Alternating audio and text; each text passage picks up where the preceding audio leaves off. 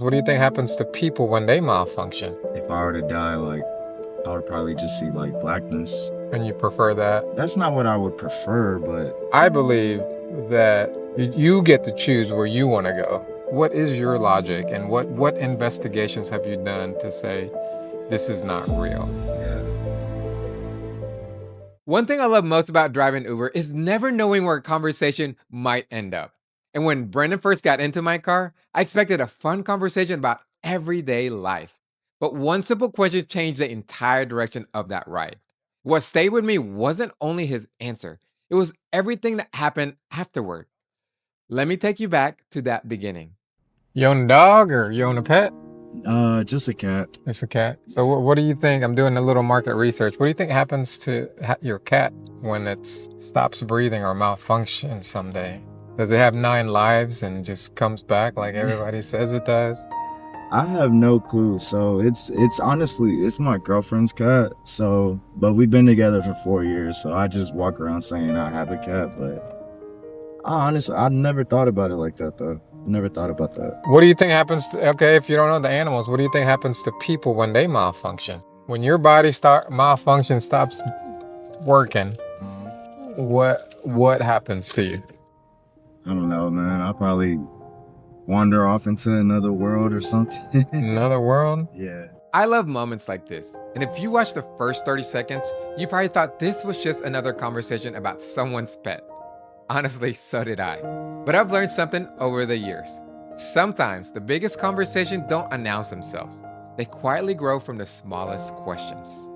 I don't know, man. I'll probably wander off into another world or something. Another world? Yeah. You're okay with that, right? I am. Why? I'm just curious where you came up with that. What about you? What do you think? I believe that there is a heaven and a hell. You get to choose where you want to go. But if you just wander in outer space, what motivates you to get up? I'll probably say my mom and my girlfriend.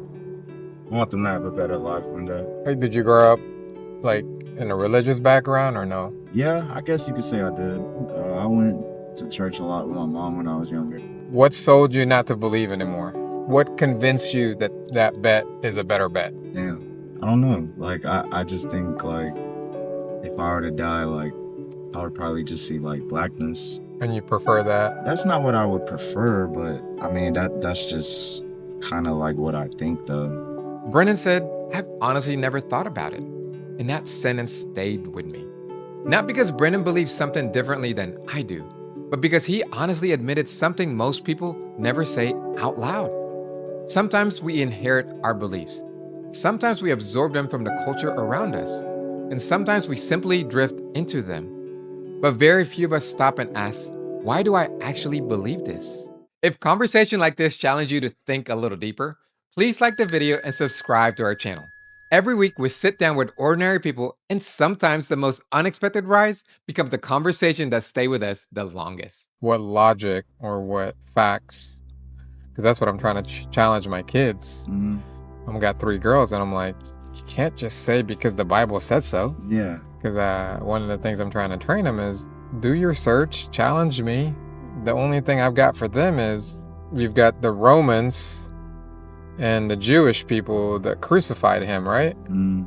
So the Pharisees didn't like him, right? There's a Jewish guy that wrote about him. I forgot his name, but he wrote about him. So there's a history facts from a Jewish perspective. Mm-hmm.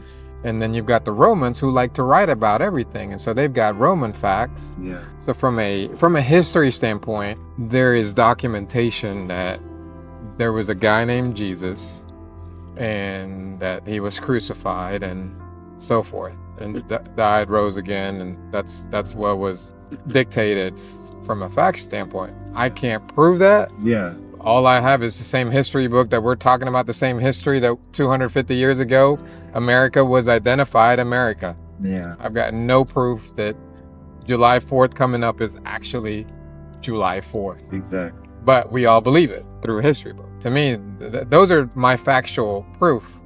One thing I never want these conversations to become is an argument. Arguments usually end up with 2 people trying to win. Curiosity is different. Curiosity invites people to explore. And that's why I told Brennan the same thing I tell my own daughters. Don't believe something only because someone told you. Not even me. Search, ask questions, challenge your assumptions. I mentioned Roman and Jewish historical sources because those writers were not only followers of Jesus trying to convince people to become Christians. They wrote about Jesus, his executions, or the early Christian movement as part of history. Now, those sources don't answer every question about faith, and they don't prove every claim Christianity makes. But they do show that Jesus isn't only found within the pages of the Bible. He was a real person in history, and I believe that's where an honest search can begin. If your beliefs are true, they should stand up to honest investigation. But to me, when I tell my girls, it's like, well, my only proof is my testimony and my walk and how he's moved in my life. No one can take that away from me on how much I've submitted my decisions, and when I do, it has reaped fruits. You know, it's struggle. For example, it's like, one example is me having to tell a free caregiver that I don't need them anymore. Yet it was going to make it difficult for me to take care of 3 kids, meaning when I let her go, that means no breakfast, no lunch, no dinner, no taking my kids to school. My life was more difficult on paper. Yeah. But then when I did that, I was obedient. I did that. I got to spend time with my kids. Then I found out that my caregiver's daughter had got cancer, so she had to be there to take care of her daughter. And then I got laid off that same year. So it would have put us in a bad predicament if I didn't listen to something that didn't make any sense. Yeah. So that's just one of the most recent one. But stuff like that is just Crazy stuff. I was fighting it, and I was like, man, this doesn't make any sense. If I didn't obey, she wouldn't have got a job in the summer at the school district, didn't foresee cancer in the family, and then me being unemployed. I mean, look at all that. Looking back now, I would have been if I was saying, you know what, just cruising, getting breakfast, getting lunch, getting dinner made every day. Mm-hmm. I mean, who doesn't want that, right? Yeah. I got to spend time with my kids. I got to take them to school. But nobody can take that away of how that has reaped benefits. So yeah, like, give me some. I've given you my data. I've given you my logic. Yeah. What is your logic, and what investigations have you done to say this is not real? Yeah. Because I mean, it's kind of a big deal. When I shared that story with Brennan, there was actually one important detail that he didn't know. The caregiver mentioned was actually my wife Amanda's mom, Mimi, the grandmother of my 3 daughters. After my wife went to be with our Lord in 2021, Mimi stepped in and helped raise our girls for more than 3 years. She became part of our daily routine. And so when I started sensing that it was time for her to step back, it honestly didn't make any sense. I wasn't trying to make my life any harder, but I kept bringing it back to God and asking Him for guidance. Over time, God gave me peace that it was time for her to stop being our caregiver and simply become grandmother again. Looking back, I realized that decision didn't only help my family, it also gave Mimi space to grieve the loss of her own daughter. Then, my sister-in-law was diagnosed with cancer, and Mimi was free to be exactly where her family needed her most. I couldn't see any of that beforehand. I only understood it while looking back.